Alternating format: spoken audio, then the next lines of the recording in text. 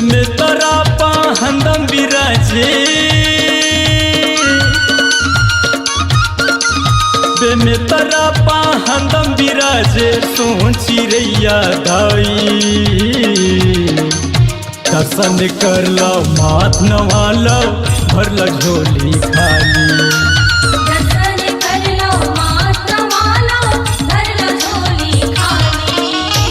में तरा पाहंदम बिराजे में तरा पाहंदम बिराजे सोची रैया दाई दर्शन कर लो मात नवा लो भर लो झोली खाली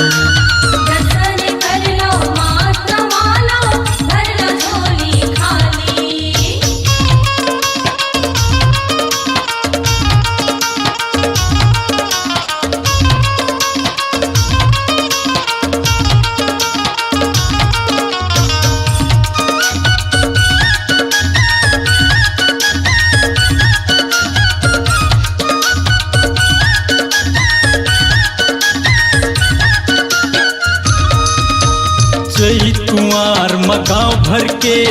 मिलके जोड़ जलाथन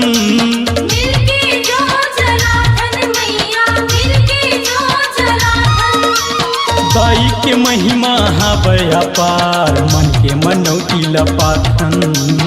दाई के महिमा हावे अपार मन के मनौती लपाथन 9 दिन 9 रात ले दाई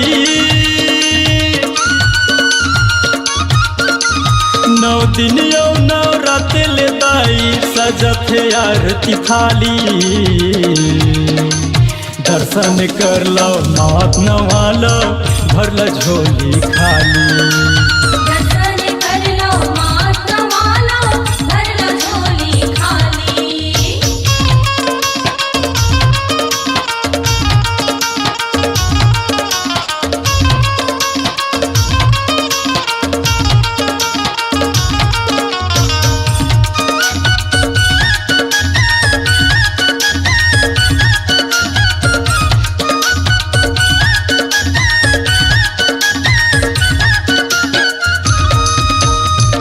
घिन लुकरा तोरे वो दाई चढ़ते 16 सिंगार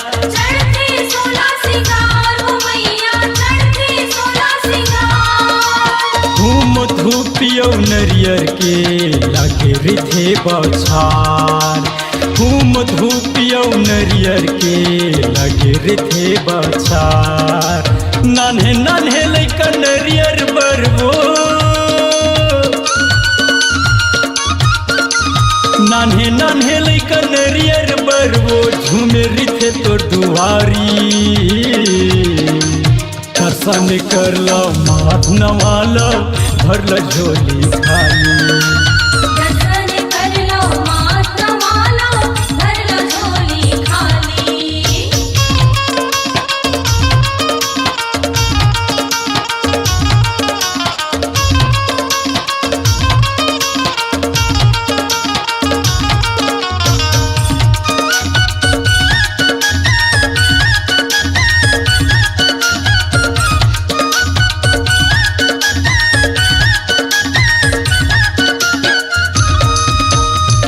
दुखिया के लाज रखैया दाई सोची रैया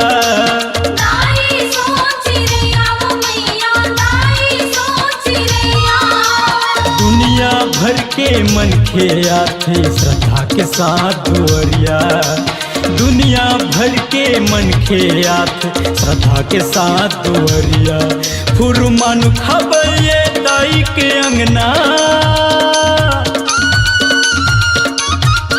फुरमानु खबैये दाई के अंगना जावे न झोली खाली दर्शन कर लो माथ नवा लो भर लो झोली खाली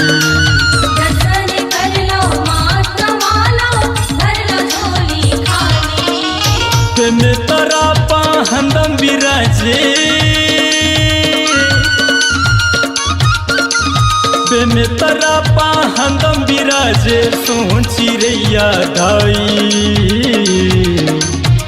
दर्शन कर लो माथ नवा लो भर लो झोली खाली। दर्शन कर लो माथ नवा लो भर लो झोली खाली। दर्शन कर लो माथ नवा लो भर लो झोली खाली। दर्शन कर लो माथ नवा लो भर लो झोली खाली। अपनी आवाज को दीजिए एक नया मुकाम। डिजिटल रिकॉर्डिंग की दुनिया का जाना पहचाना नाम स्वरांजलि,